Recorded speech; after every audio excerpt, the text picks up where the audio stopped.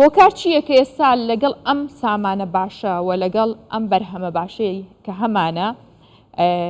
زۆرێک لە خاوەن کێڵگەکان یاخود خاوەن ئەو شوێنانەی کە پەلەوەری تێدا بەخێوەکەن ناڕزایەتیان دەربڕیواڵن ڕێژەیەکی زۆر لە هێلکە لە ڕێگەی قاچاغەوە دەهێنرێتە هەرێمی کوردستان لەسەر یاخود جگەل لە هێلکەش کە ئێستا ئەوەی بە قاچاغ هێنرێ بەغدا ڕێگری لە هاوردەکردنی بەروبوومە کشتتوکاڵەکانی هەرێمی کوردستانەکات و لەو بارێشەوە ئێمە میوانداری بەڕێ فراس سدیقمان کردووە کە بەڕێوبەری سامانی ئاژەڵە لە وەزارەتی کشتتوکاڵ و سەرچاوەکانی ئاو هەڵبەت لەسەر هەردوو بابەتەکە پرسیاری لەکەین بەڕێز فراس بفەرمی تێرە بە خێر هاتیەم کاتت باش بەڕێز فراس پێشێکی پێم بڵێ هۆکار چییە کە ئەم بەرهەمە باشەمان هەیە بەڵام هێشتا کێنەوانەی کە بە قاچاغ هێلکەی وڵاتانی دەرەوە هێنن کە نازانرێ ئایا کوالتەکەی باشە ماوەی بەسەرچوون و دەرچوونەکەی چۆنە هۆکاری چییە؟ طبعا بەداخەوە و ئامارانە بەداخەوەم بۆ ئەو بابەتی قاچاغا بەڵام ئامارەکان دڵخۆشکردن و ئامارانی کە خرانە ڕوو طبعا هەمومان نەزانین استراتیژ و کارنامەی کابینی نوێمی حکوومەتی هەرێمی کوردستان لە ناو کارنامەی خۆیان گرنگیکی تەواوی بە کشتتوکاڵداوە و لە استراتیژی خۆیەوە لە ئامانجی کابینی نوێمی حکوومەتی هەرێمی کوردستان کشتتوکاڵ بە هەموو کەرتەکانی ناو ئەم قەتاع گرنگە ئامانجی کابینی نوێمی حکوومەتی هەرێمی کوردستان بووە لە دیدگای ئەم کابینەیە بە دەرکەوتووە و لە ڕوانگە و فکری کەسی یەکەمی کابینەکە کە جەنابی سەرۆکی حکوومەتە ئەمە ڕنگدانەوەی هەبووە لە زۆر بۆنە و مناسبەتە کشتتوکاڵیەکانەوە لە زۆرجا لە ڕاگەیاندنەکانەوە حتا لە کۆبوونەوەکانە دیدگای ڕوونی جەنابی سەرۆکی حکوومەت بۆ پەرەپێدانی کشتتوکاڵ و پەرەپێدانی بەرهەمی ناوخۆیی ڕوون و ئاشکرا بووە بە ڕادەیەک تەنانەت لە کۆبوونەوەی جەنابیانە لەگەڵ وەزارەتی کشتتوکاڵی هەرێمی کوردستان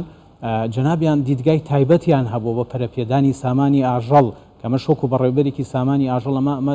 جێی دڵخۆشی بووە جەنابی سەرۆکی حکوومەت بەو شێوازە ورد بێتەوە و هەتا بە شێوازێکی کردارێکی ئەم دیدگایە گوازراتەوە بۆ پرۆژە و پرۆژەیە کە کاریگەری هەبووە لە بەرەو پێشچوونی سامانی ئاژەڵ بە شێوەیەکی گشتی ئەمە دیدگای حکوومەت بە شێوەیەکی گشتی کە ئەمەی لێکەوتەوە کە هاوتەریب لەگەڵ ئەم استراتیژ و ئەم بیر و بۆچوونانە وەزارەتی کشتتوکاڵیش هاوتەریب لەگەڵ ئەم کارنامانە کار بکە و بگەینە و ئاستی کە ئەمڕۆ بە خۆشحاڵیەوە بڵین لە هێلکەیە پاشەوەی کە ئێمە لە هەرێمی کوردستانە پێش دەست بەکاربوونی کابینی نوێمی حکوومەتی هەرێمی کوردستان تەنها 11 پرۆژەمان هەبوو ئەمڕۆ 38 پرۆژەی هێلکەی خواردنمان هەیە و ڕێژەی ئینتاجیش ئێمە پێش دەست بەکاربوونی کابینی نوێمی حکوومەتی هەرێمی کوردستان ڕۆژانە تەنها 3000 کارتۆن بەرهەمی هێلکەمان هەبوو ئەمڕۆ 14000 کارتۆن ژمارەکان پێمان ئەڵێن و کە ڕێژەکان بە شێوەیەکی بەرچاو بەرزبوونەتەوە ئاستی بەرهەمێنان یعنی 5 بەرامبەر بەرز بووەتەوە ئاستی دامەزراندنی پرۆژەکان 240 بەرز بووەتەوە ئەم خۆشحاڵیە لەلایەک و نیگەرانیمان لەلایەک بە حقات یاری ئەمە پرۆژەکان بە نوکی دەست و بە پەنجە کۆمان کردەوە و هانی خاوەن پرۆژەکانماندا وەکو ئاماژەم پێدا هاندانێکی گشتگیر هەبوو لەلایەن کابینی نوێمی حکوومەتی هەرێمی کوردستانە بۆ دامەزراندنی پرۆژە بکرێت ڕێگری بکرێت تا ئەم بەرهەمە جوانەی کە خۆمان هەمانە ئەم بەرهەمە باشە کە هەیە بخرێتە بازارەوە ڕێگری لە هاوردە بکرێت ینی ئەتوانرێ هەم هاوڵاتی بەشدار بێت لە ڕێگریکردنیە و هەم لایانی پەیوەندیدار و ئێوە بەشدار بن لە ڕێگریکردنیە بە چ ڕێگایە دەتوانرێت بەڵێ جا وەکو ئاماژە پێدا ئەمە جێی داخونی گەرانی بوو ینی بۆ شێوازە و بۆ نوعە بەرهەمی قاچاغ بێت ئەم پرۆژانە بەو حەجمە گەورەیە بەو ستاندەردە جوانە دامەزراون یعنی قاچاغ بۆتە تادیدێک بە حقات یعنی وای لێهاتۆ حکوومەتی هەرێمی کوردستان هەر بەرهەمێک بیپارێزێت چ بە دانانی باش بێت چ بە منعکردن بێت لەو لاو دەرگای قاچاغەکرێتەوە واکات ئەم استراتیژە و ئەم پلانە بە شێوازی لە شێوازەکان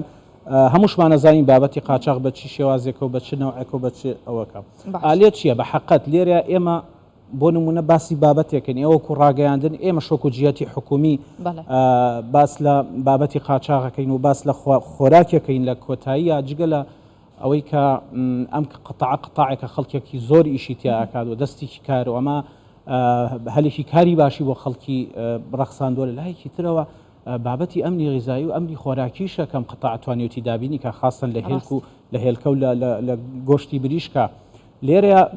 خیتابمان بۆ هاوڵاتیانە ینی هەنگاوی یەکەم کە هاوڵاتیان دوورکەونەوە یعنی من هاوڵاتیەکەم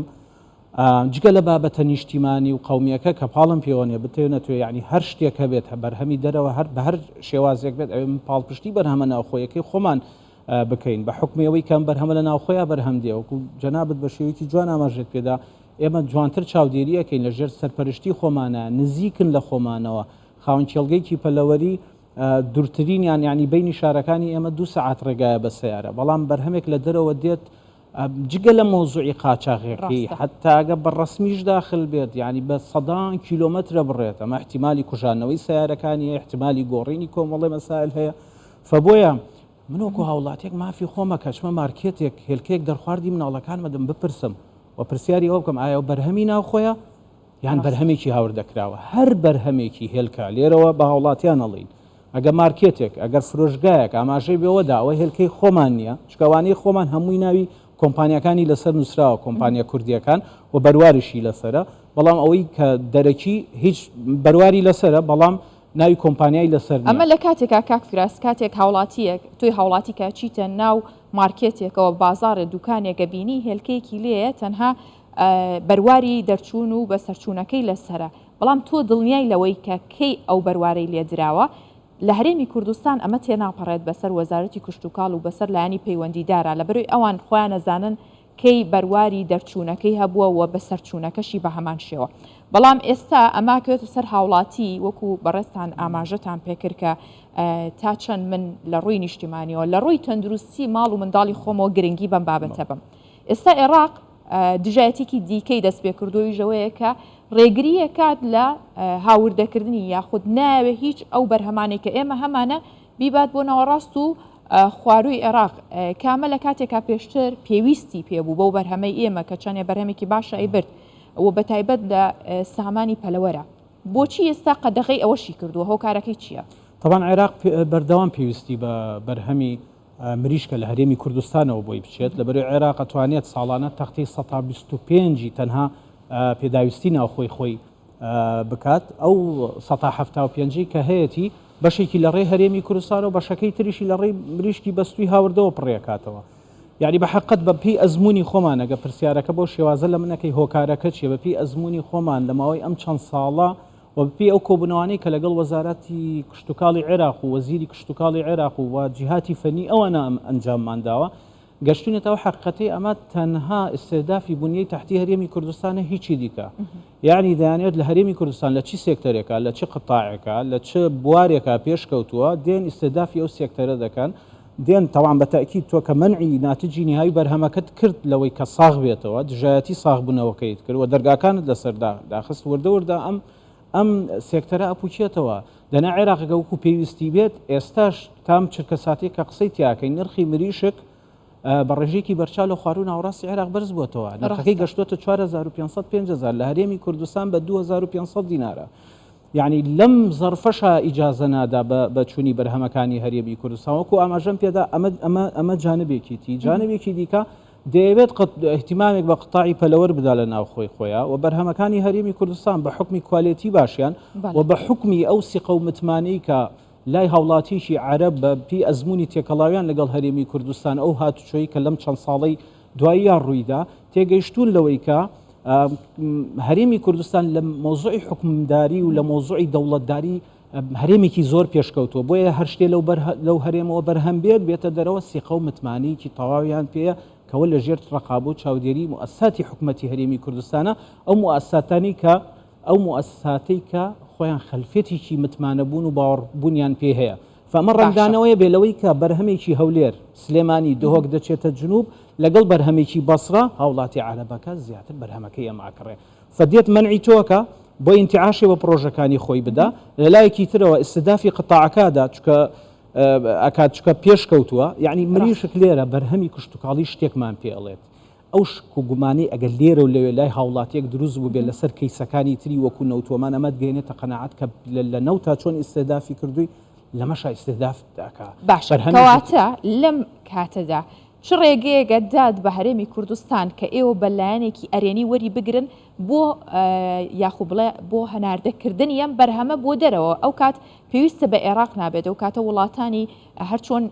بەرهەمی هەنار و هەندێک میوەی دیکەمان وڵاتانی کەندا و داوایەکەن ئەنێردرێتە وڵاتانی دیکە ئەمە نابێتە دەواازەیەک بۆی کە ئێوە بیر لەوە بکەنەوە بەرهەمەکە بنێرنە وڵاتانی دیکەی دی ئەو کاتە با عێراق نەیەوێت و کاتە بە گرانتریش هەتا ئەگەر ویستی پێی بدەنەوە. طبعا وەکو پلانی خۆمان یعنی پلانی ئەوەی دوای ئەوەی کازانین حکوومەتی عێراق بۆ شێوازە مامەڵە لەگەڵ هەرێمی کوردستاناکە ئێمە دەست بە ساختکردنەوەی ئەو بەرهەمە بکەین چ لە وڵاتانی دەرەوە چ لە ناوخۆی خۆمانە. لە ناوخۆی خۆمانە دەستمان بەرنمەیە کردو بۆ ڕێخستنی کاریدانانەوە و بەرهەمهێنانی کێڵگە پەلەوەریەکان لایەکی تریشەوەی جێی خۆشحاڵیە ئەنجومەنی وەزیرانی حکوومەتی هەرێمی کوردستان هاتۆتە سەرخەت سەرم بابەتە و وەزاراتی ئەوانی کە چێشتخانەیان هەیە ڕاست پێردراون و نووسرایان بۆ ئاراستەکراوە بەوەی لە چێشتخانەکانیانە بەرهەمی کێڵگە پەلەوەریەکانی هەرێمی کوردستان وەرگن و لە ئاستێکی باڵای ئەنجومەنی وەزیران لە نووسنگەی جەنابی سەرۆکی حکوومەت دانیشتنمان لەگەڵا کراوە بەشاندێک لە وەزارەتی کشتتوکاڵ بە ئەگەری ئەوەی یان تاوتێکردنی ئەوەی بازارێک لە دەرەوەی هەرێمی کوردستان بدۆزینەوە بۆ هەناردەکردنی بەرهەمی کێڵگە پەلەوەری یعنی هەڵگی هەوڵێکی وا هەیە و هەوڵێکی جددیش هەیە بەوەی کە ئێمە بتوانین لە ئایندەیە هەناردەی بکەم وە ئاستی ناوخۆشە وەکو ئاماژەم پێدا ئەمانە ئەم بەرنامانە هەن چ بە ڕێخستنەوەی کاری کێڵگە پەلەوەریەکان چ ئەوەی کە لەلایەن وەزارەتیەوانی چێشتخانە و خواردنگیان هەیە بەرهەمی کێڵگە پەلەوەریەکانی هەرێمی کوردستان وەربگرن. باشە حەزەکەم دوا پرسیارمەوە بێت کە چی بە خاوەن کێڵگەکانەڵێن چۆن هاوکاریانە بن چۆن لەم کاتەیە دەستیانەگرن. وەکو ئاماژەم پێدا ئەوەی کێکە لە پلانەکان پلانی دیکە هەوڵ ینی بەردەوامە بین لەگەڵیانین دەنگی ئێمە لەگەڵ دەنگی ئەوانایە ئەمە استراتیجی ئێمە بووە ئەمە پلانی حکوومەتی هەرێمی کوردستان بووە و پێمان ناخۆشە و ڕێگەش نادین بەڕاستی ینی قاچاغەوەی بنیادمان ناوە بەرهەمی قاچاغەوە بۆ سوودی کۆمەڵی بازرگان و کۆمەڵی خەڵک و کۆمەڵی ئەشخاص وای لێ بێت قەتاعێکی گرنگی وەکو پەلەوەر ئەوەی کە ئەم 4 ساڵی کابینەی نوێمی حکوومەتی هەرێمی کوردستان توانیومانە بیگەینین بەو ئاستا بە حقیقەت ئێمە لە هەوڵەکانی خۆمان وەکو وەزارەتی کشتتوکاڵ وەکو هەمیشە کە پاڵپشتیان بوو و پشتگیریان بووین پشتگیریان لێەکەین تا ئەو کاتی کە ئەتوانین بە شێوەیەکی تاوە حیمایەتی ئەو سامانە نیشتیمانی گرنگە بکەین. سەرکەوتوو بەردەوام بن هەڵبەتەوە ئەرک و بەرپرسیارەتی هەر تاکێکە لەم کۆمەلگایەکە هاوکار و هەماهەنگ بێت بۆ گرنگیزان و پاڵپشتی بەرهەمینە خۆ بەڕێز فراستێخ زۆر سپاس کە لەگەڵمان بووی بەڕێوەبەری سامانی پەلەوەری لە وەزارەتی کشتتوکاڵ. سپاس. سپاس بەش.